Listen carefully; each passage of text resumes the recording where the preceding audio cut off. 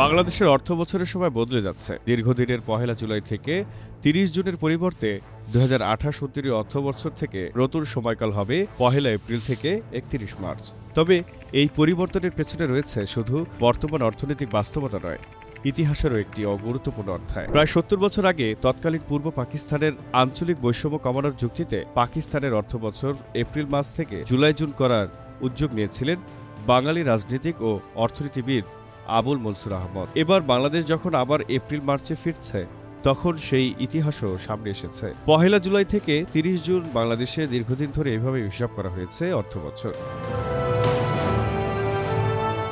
কিন্তু ১৭ আগস্ট মন্ত্রিসভার বৈঠকে সেই কাঠামো পরিবর্তনের সিদ্ধান্ত হয়েছে। নতুন সিদ্ধান্ত অনুযায়ী অর্থবছর হবে ১ এপ্রিল থেকে ৩১ মার্চ। তবে পরিবর্তনটি ধাপে ধাপে কার্যকর হবে ২০২৭ থেকে ২৮ অর্থবছরকে ট্রানজিশনাল বা অন্তর্বর্তী অর্থবছর হিসেবে বিবেচনা করে জুলাই থেকে মার্চ এই ৯ মাসে অর্থবছর শেষ করা হবে। এরপর ২০২৮-২৯ অর্থবছর থেকে এপ্রিল মার্চ কাঠামোয় সরকারের সব কার্যক্রম পরিচালিত হবে। কিন্তু প্রশ্ন হলো, বাংলাদেশে এতদিন জুলাই-জুন অর্থবছর কেন ছিল? এর উত্তর খুঁজতে যেতে হবে পাকিস্তান আমলে। মুঘল আমলে রাজস্ব আদায়ের প্রয়োজনেই বাংলা নববর্ষ ও রাজস্ব হিসাবের সময়ের মধ্যে একটি সম্পর্ক তৈরি হয়েছিল। পরে ব্রিটিশ আমলে ভারতবর্ষে এপ্রিল থেকে মার্চ পর্যন্ত অর্থবছর চালু হয়। ১৮৬০ সালের ৭ এপ্রিল স্কটিশ অর্থনীতিবিদ জেমস উইলসন ভারতের প্রথম বাজেট উপস্থাপন করেন। দেশভাগ পর্যন্ত এই এপ্রিল মার্চ কাঠামোই চালু ছিল। ১৯৪৭ সালের পর ভারত ও পাকিস্তান দুই দেশেই এপ্রিল থেকে মার্চ অর্থবছর বহাল রাখে। কিন্তু কয়েক বছরের মধ্যেই পাকিস্তানে এই কাঠামো নিয়ে প্রশ্ন ওঠে। ১৯৫৬-৫৭ সালে হোসেন শহীদ সরওয়ার্দী নেতৃত্বাধীন সরকারের বাণিজ্য ও শিল্পমন্ত্রী ছিলেন আবুল মনসুর আহমদ। তৎকালীন পূর্ব পাকিস্তানের উন্নয়ন বৈষম্য নিয়ে তিনি একটি গুরুত্বপূর্ণ সমস্যা চিহ্নিত করেন। সমস্যাটি ছিল অর্থ বছরের সময়ের সঙ্গে পূর্ব পাকিস্তানের জলবায়ুর অসামঞ্জস্য। তখন অর্থ বছর শুরু হতো এপ্রিল মাসে, মার্চে বাজেট পাস হওয়ার পর প্রশাসনিক প্রক্রিয়া ও অর্থ ছাড় হতে হতে চলে আসতো জুন, আর জুন থেকেই পূর্ব পাকিস্তানে শুরু হতো বর্ষা। বর্ষাকালে রাস্তাঘাট, কালভার্ট সহ বিভিন্ন অবকাঠামো নির্মাণ কাজ ব্যাহত হতো। জুন থেকে অক্টোবর পর্যন্ত অনেক প্রকল্পের কাজ কার্যত থমকে থাকত। এরপর নভেম্বর-ডিসেম্বর যখন উন্নয়ন কাজের উপযুক্ত সময় আসতো, তখন অর্থবছর শেষ হতে বাকি থাকতো মাত্র ৩ থেকে ৪ মাস। ফলে পূর্ব পাকিস্তানের জন্য বরাদ্দ করা অর্থের বড় অংশ খরচ করা সম্ভব হতো না। অর্থ ফেরত যেত কেন্দ্রীয় কোষাগারে।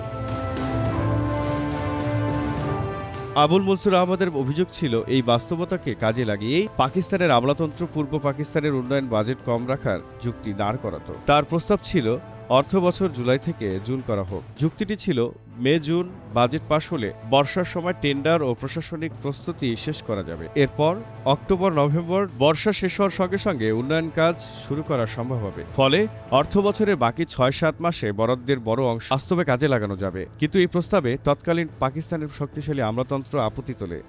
তাদের যুক্তি ছিল, পশ্চিম পাকিস্তানের আবহাওয়া এবং শীতকালীন পরিস্থিতির সঙ্গে এপ্রিল মার্চ অর্থ বছর বেশি সামঞ্জস্যপূর্ণ। ব্রিটিশ আমলের প্রচলিত ব্যবস্থা বদলালে আর্থিক হিসাবেও জটিলতা তৈরি হতে পারে।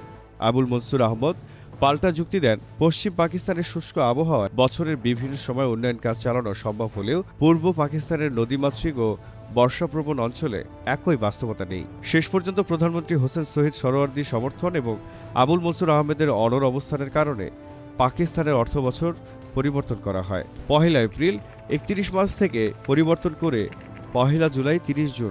১৯৭১ সালে বাংলাদেশ স্বাধীন হওয়ার পরও সেই জুলাই-জুন অর্থবছর বহাল রাখা হয়, কারণ বাংলাদেশের আবহাওয়া ও উন্নয়ন কাজের বাস্তবতার সঙ্গে এই সময়কালকে তুলনামূলকভাবে উপযোগী মনে করা হয়েছিল। কিন্তু এবার বাংলাদেশ আবার ফিরছে এপ্রিল মার্চ অর্থবছরে। বিশ্বের দেশগুলোর অর্থবছর অবশ্য একই সময়ের নয়।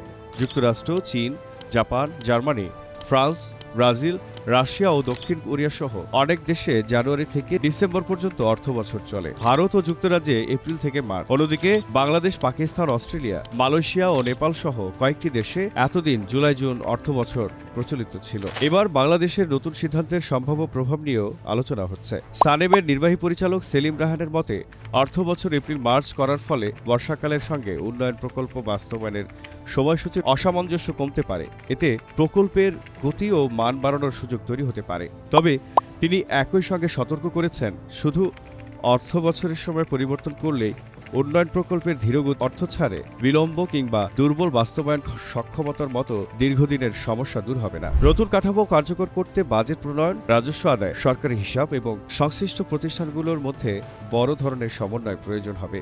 অর্থাৎ প্রায় 7 দশক আগে পূর্ব পাকিস্তানের আঞ্চলিক বৈষম্য কমানোর যুক্তিতে যে অর্থবছর জুলাই-জুন করা হয়েছিল, স্বাধীন বাংলাদেশের সেই কাঠামো এবার আবার বদলে যাচ্ছে। এবারের লক্ষ্য উন্নয়ন প্রকল্পের সময়সূচি ও আর্থিক ব্যবস্থাপনাকেও আরও কার্যকর করা। তবে শেষ পর্যন্ত এই পরিবর্তন কতটা সফল হবে তা নির্ভর করবে নতুন সময়সূচির সঙ্গে সরকারের বাজেট, রাজস্ব ও প্রকল্প বাস্তবায়ন ব্যবস্থা কতটা দক্ষতার সঙ্গে সমন্বয় করা যায় তার উপর। বাংলার জানালায় জহিরুল ইসলাম।